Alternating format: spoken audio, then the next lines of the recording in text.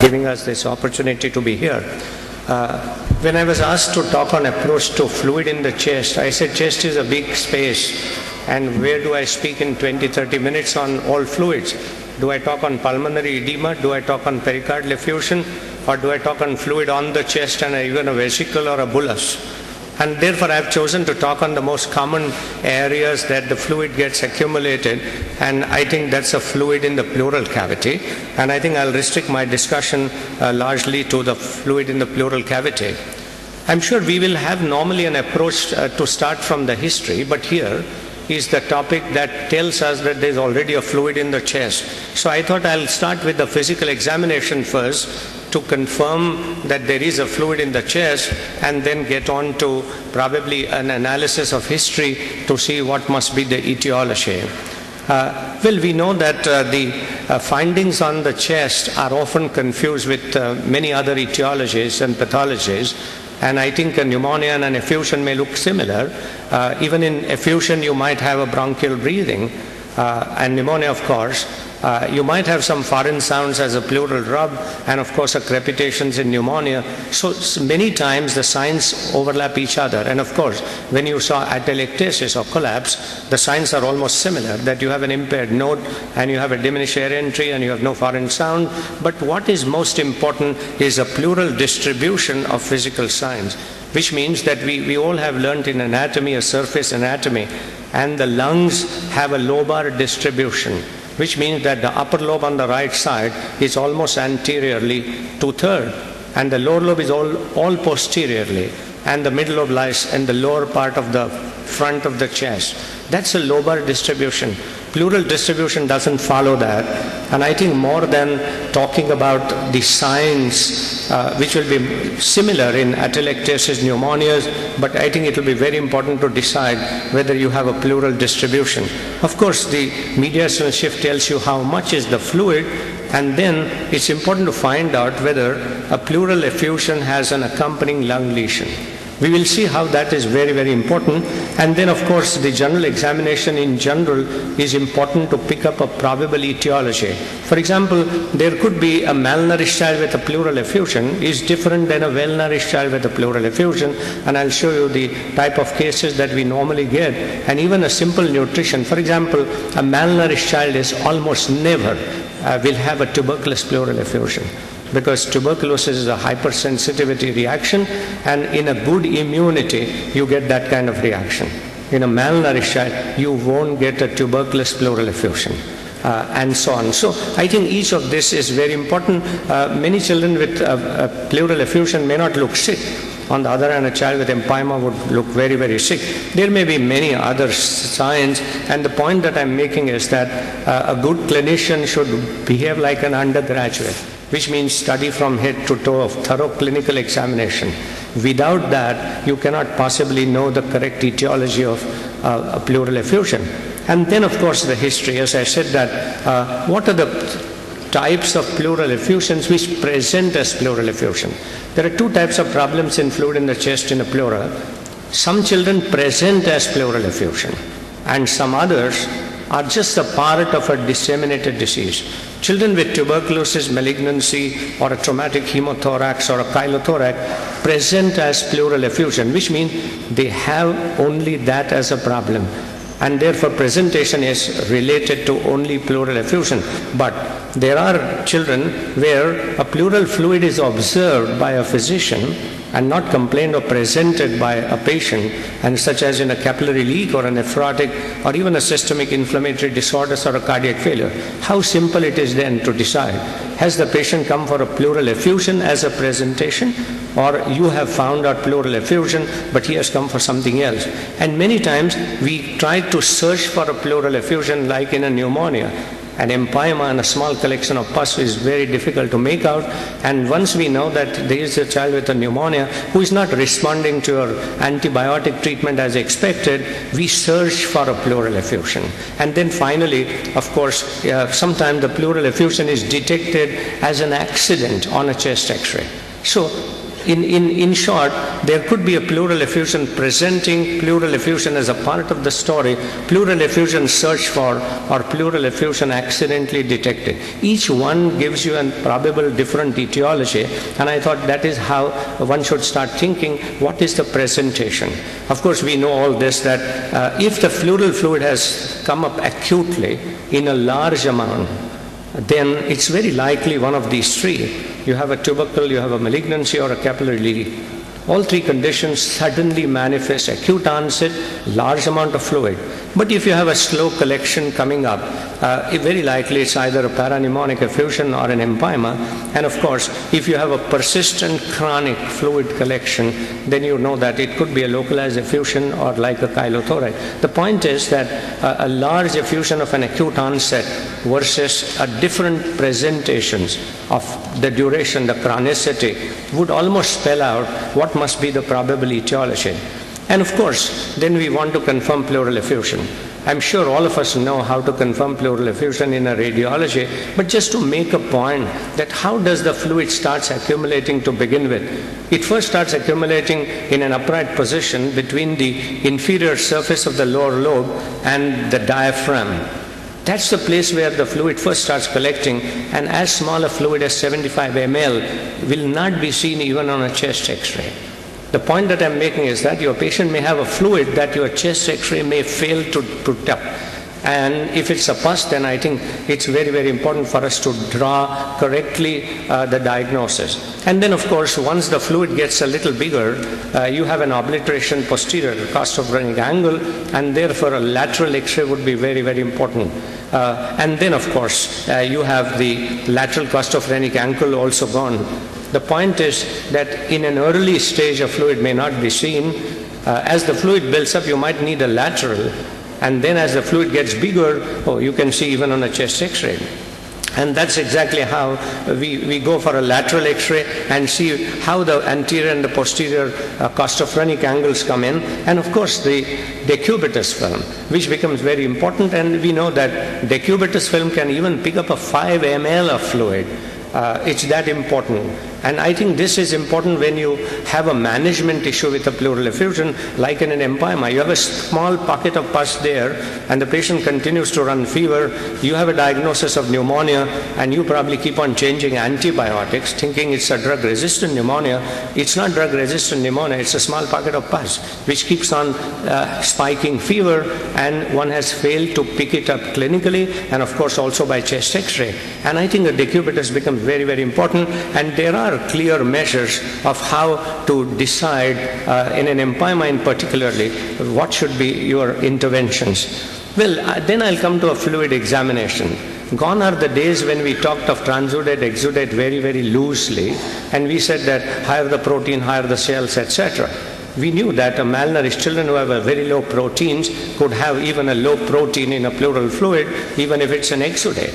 And therefore, unless the clear cutoff points suggest that there is too high a level, you do not depend today on this at all. Of course, the cells, you know that polys indicate simply an acute process, and a mononuclear cells like a lymphocytes indicate a chronic process. Point I want to derive here is that a child with any acute pleural effusion of an exudative type will have a polymorphs.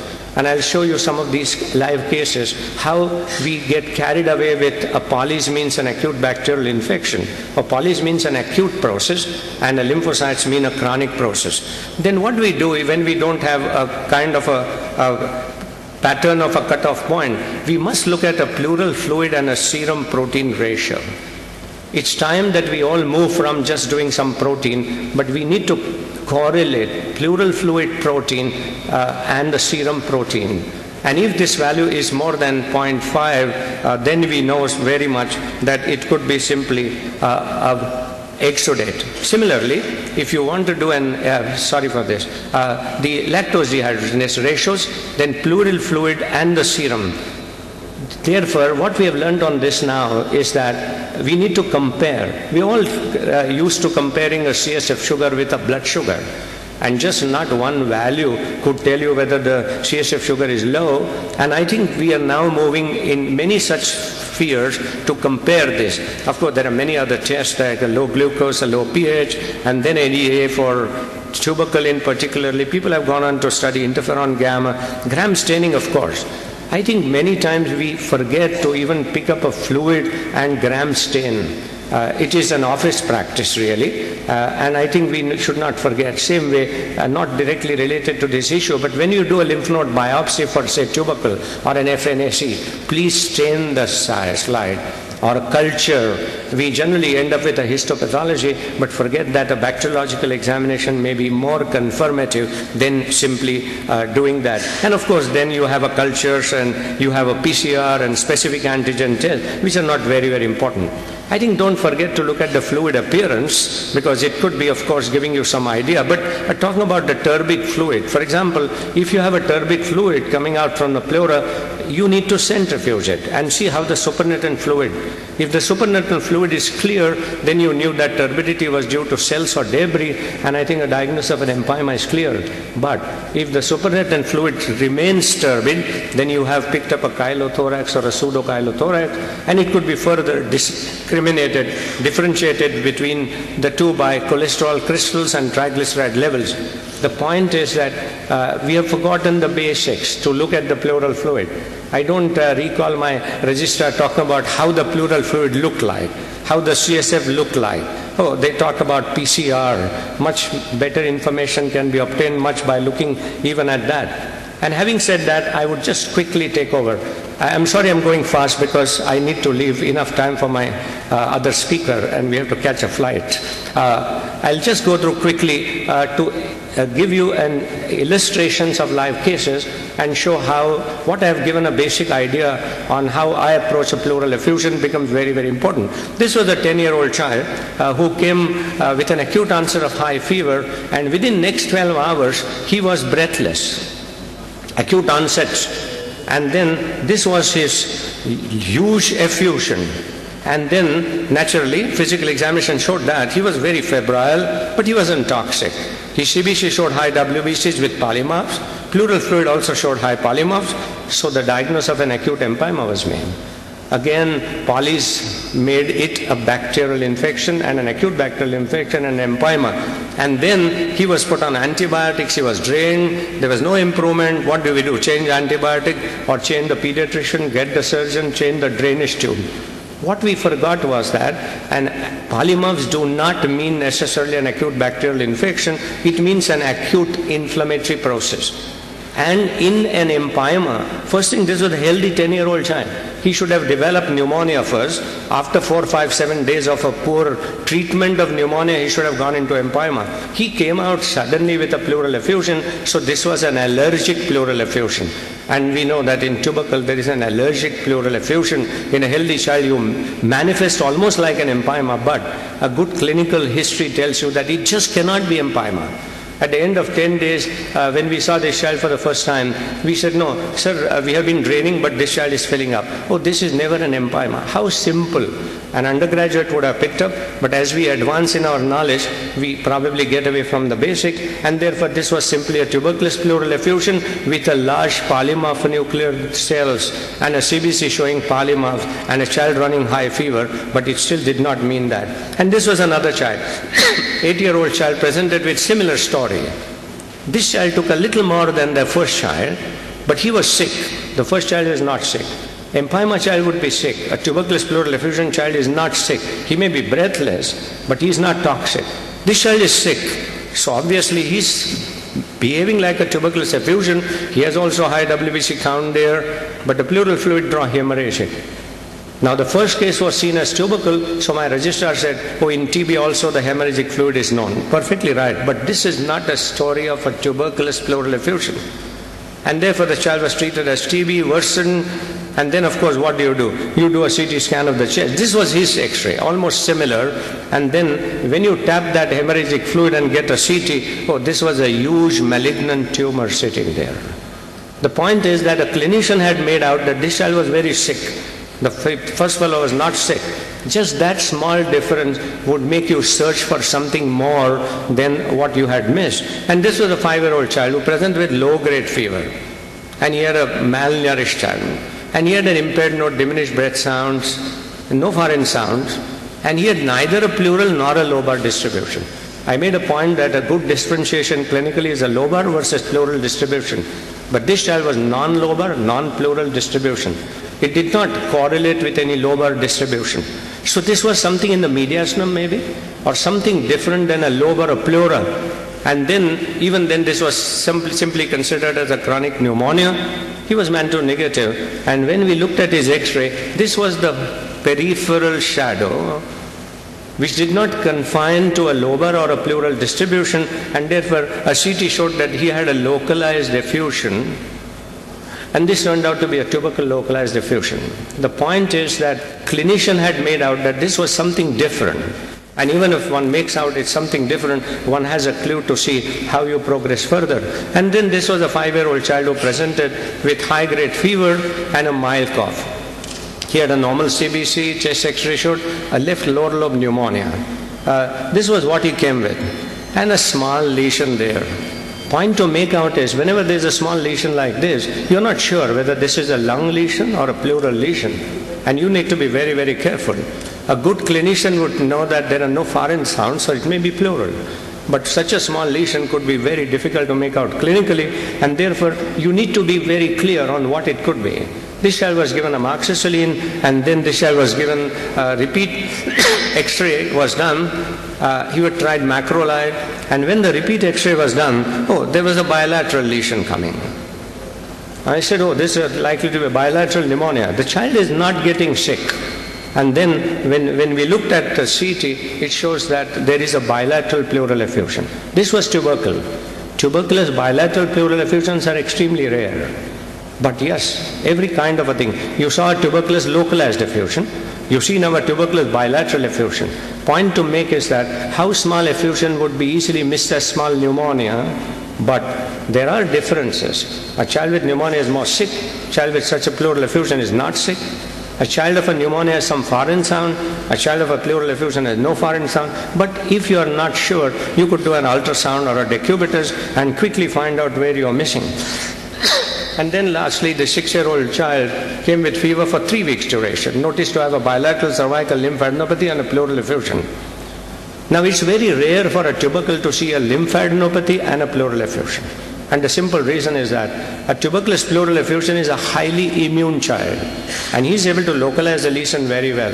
He has a small subpleural tubercle focus and a large effusion. He has no business to have a disseminated lesion like a disseminated lymphadenopathy.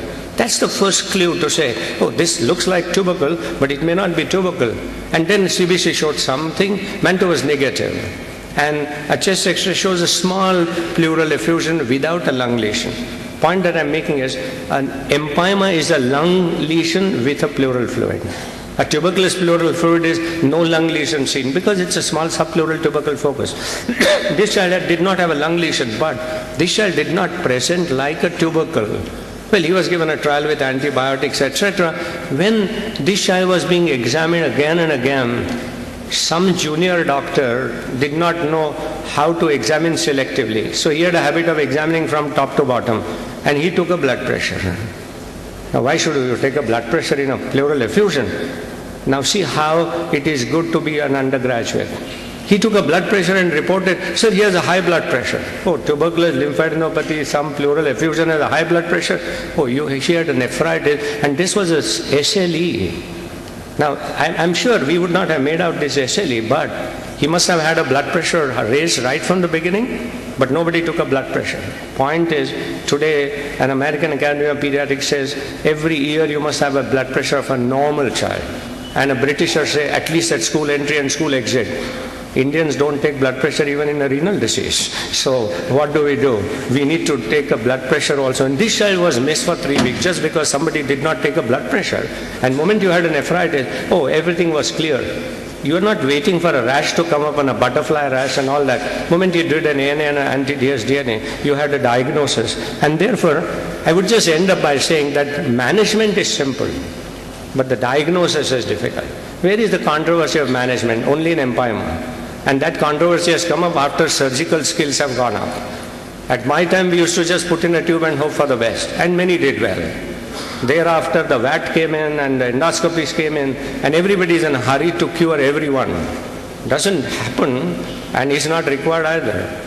So there are now protocols to decide where a VAT is rightly indicated, where an open biopsy, etc. Surgical techniques have improved and to the benefit of a child. But it doesn't mean that every child gets a VAT moment you pick up an empyema. Even today, empyemas can be just drained simply or treated very well. And I'll just summarize that pleural effusion may be evident on physical examination or may be specially looked for. It may be presenting feature, then it has a local pathology. It may be a complication of a lung disease that needs local investigation, but it may be also part of extrapulmonary primary diseases. I did not much dwell on a capillary leak syndrome, for example. I recall a child who had fever and then the fever disappeared and he got breathless and he had an ascites and he had a pleural effusion, and poor pediatrician was treating it as a tubercle. And he did not take a blood pressure again. If the blood pressure was taken, it was going down, he was getting hematocrit raised, he had a low platelet, and he was going to die with dengue, and you were trying to see his pleural effusion. I'm sure we all are aware of that. Well, I would just end up by saying that a good clinician who thinks about the very basics invariably gets right. And one who thinks ahead of time often has a chance to be wrong. And therefore, I would just end up like saying that as you get senior, you understand how you should have a junior's thinking and a senior's wisdom. If you combine the two, I'm sure we'll do good practice. Thank you very much.